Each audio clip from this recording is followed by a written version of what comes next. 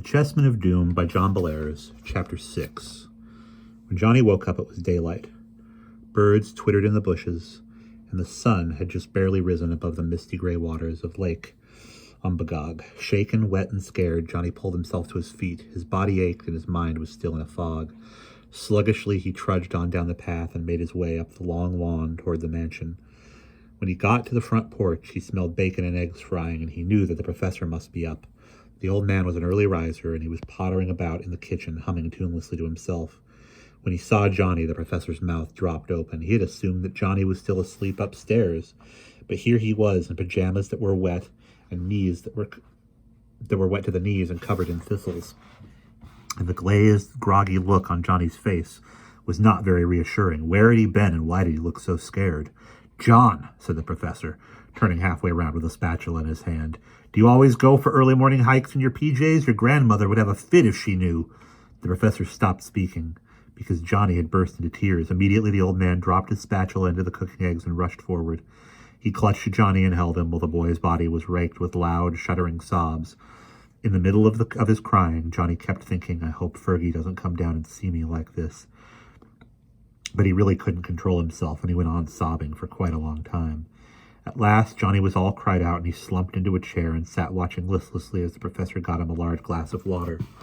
Johnny grabbed it with both hands and drank greedily. Then, slowly, with lots of starts and stops, he told about his dream and the things he had seen out by the observatory when he was wide awake. The professor listened with a concerned expression on his face, and when Johnny had finished talking, he went to the sink and stared out the little curtained window.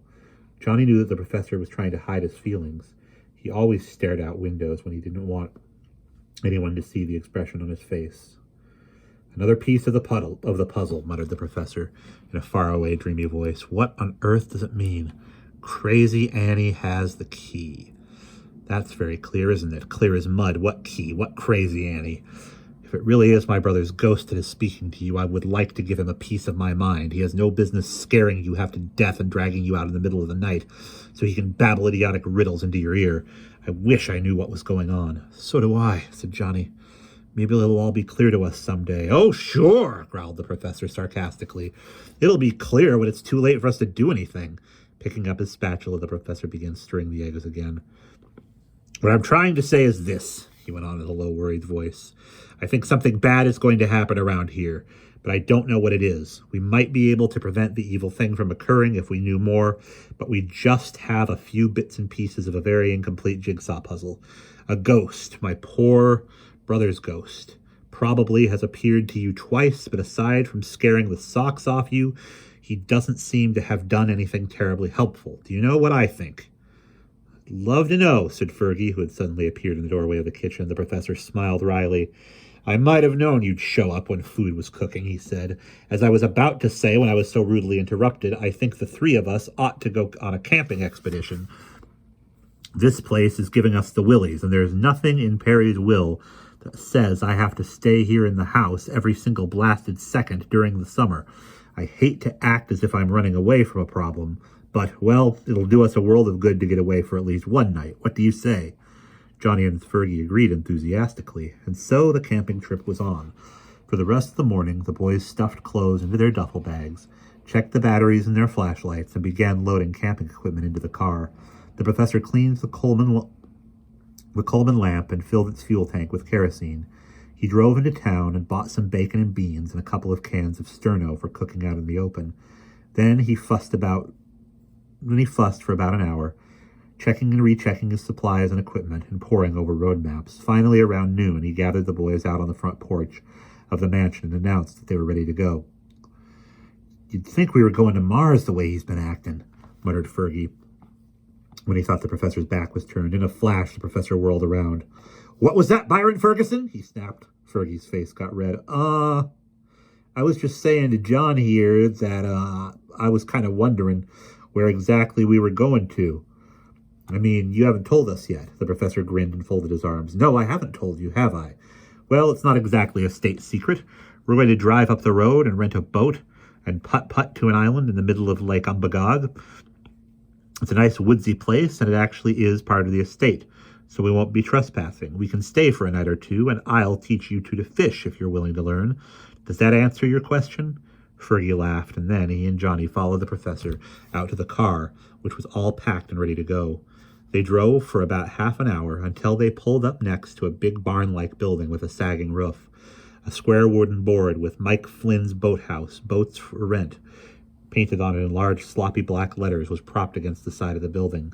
The boathouse stood on a small inlet that was part of Lake Umbagog, and down by the shore an old man was sitting on a stump and whittling a wooden duck decoy. When he heard the professor's car arrive, he glanced up in a bored way and then went on with his whittling. While the boys waited in the car, the professor got out and went to talk to the man. They argued for a fairly long time, and when the professor finally got back to the car, he looked thoroughly crabby. "Imagine the nerve of the old coot," he grumbled as he slid onto his seat. "Wanted to charge me because I'm leaving the car here for a day or two." Johnny's heart sank. Does that mean the trip is off?" he asked in a faltering voice. "No, of course not," snapped the professor. "I paid him what he wanted. So let's get our baggage out of the car and lug it down to the boat. Come on, gentlemen, time's a-wasting." The boys helped the professor carry all the camping equipment down to the shore, and soon a rowboat with an outboard motor came drifting out of the boathouse. The old man nosed the boat over to the shore, got out, and stood watching as the campers loaded their stuff in. When everybody was aboard, the professor pulled the starting cord on the motor, and they went putting across the water. For a long time, the boat skimmed along the placid lake. As the wooded island got closer and closer, then the boys jumped onto the sandy shore, tugging the boat's prow while the professor started unloading things. When the boat was securely beached, they put up the tent in a flat, grassy space not far from the water and pounded stakes into the sandy earth. When the boys stripped down to their bathing suits, and ran into the water, while the professor sat on a folding stool under the tent's awning and puffed Balkan Sobrane cigarettes. Later, they hopped into the boat and went fishing. The professor caught a waylaid pike, but he threw it back because the job of cleaning fish disgusted him.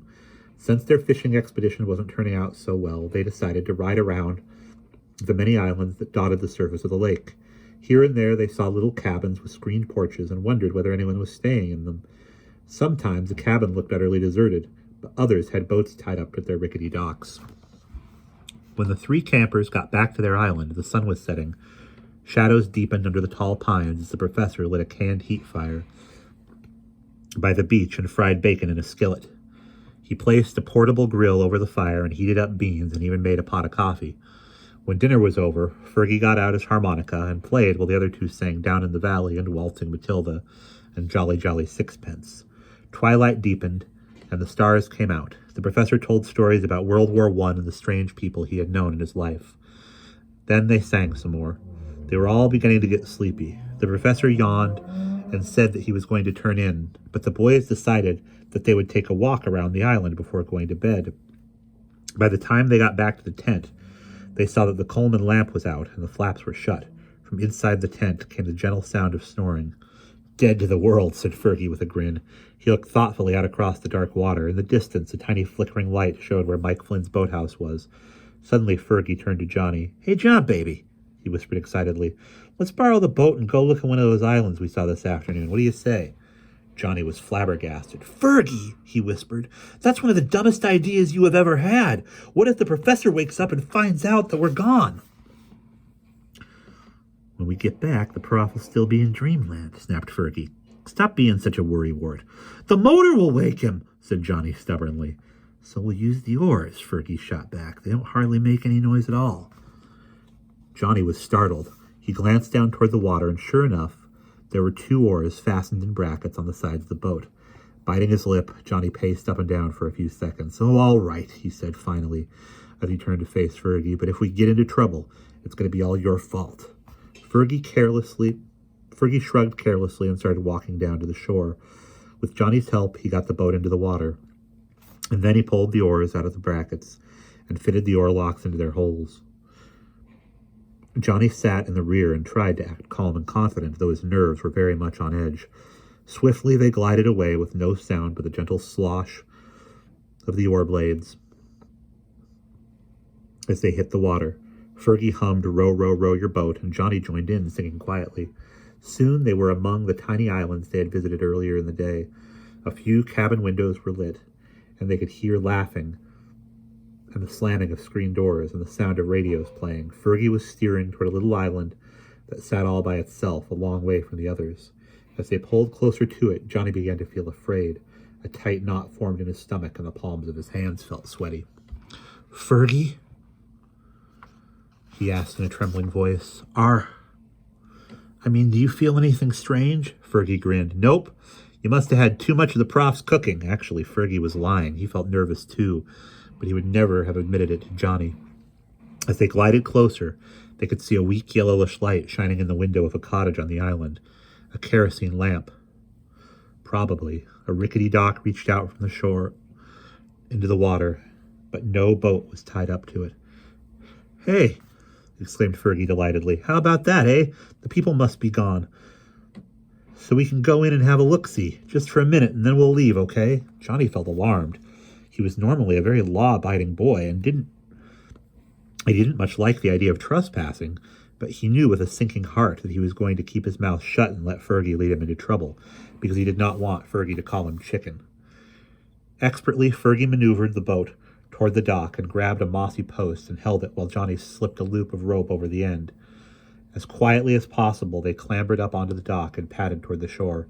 Ducking in under some pine branches, the two boys followed a sandy path up toward the screened porch of the little cottage. The path turned right and wound past one side of the cottage, and the boys followed it till they came to a small lighted window. The window was too high for peeking, but after glancing around, Fergie found an old soda bottle crate and set it under the window. He climbed up and peered in, and then he let out a big, low whistle. And then he let out a long, low whistle. "Hey, John, baby," he whispered. "Get a load of this. This joint must belong to that strange character we bumped into on the street the other day. Come on up and look." There was room on the crate for two people, and after hesitating a bit, Johnny climbed up and peered in. He saw a room with knotty pine paneling, a fieldstone fireplace, and an old ratty sofa with the stuffing coming out of the arms. In the middle of the bare floor stood a well-scrubbed wooden table with a cane-bottomed chair facing it. On the table stood a kerosene lamp and a collection of ivory chessmen. They looked just like the ones that had spilled from the leather case after the professor bumped into the strange man in the British overcoat. "My gosh!" Johnny whispered in an awestruck voice. "What do you think that guy's doing out here?" "Playing chess without a chessboard," Fergie muttered with a laugh. "And there's something that looks like a chart on the table. I wonder if we can see what it is." Putting his hands on the grimy windowsill and rising up on tiptoe, Fergie craned his neck and looked. With a little puzzled snort, he lowered himself back down. What's funny?" "That's funny. What's funny?" asked Johnny nervously. "Well, it's a chart of the heavens, with stars and planets and constellations. That's what it looks like, anyway. I said that guy was a fruitcake, didn't I? Well, this sort of proves it." Johnny said nothing. He found that he was getting more and more jumpy by the minute. Suppose the man came back and found them here. Grabbing Fergie by the arm, he began to plead. "Come on, let's get away from this place before something awful happens. I can't tell you why, but I feel like there's somebody here watching us." Fergie was about to exclaim that was the dumbest piece of nervous nonsense he had ever heard when a harsh, grating voice behind them said, "Good evening, boys, and what do you think you're doing?" And that is the end of Chapter 6.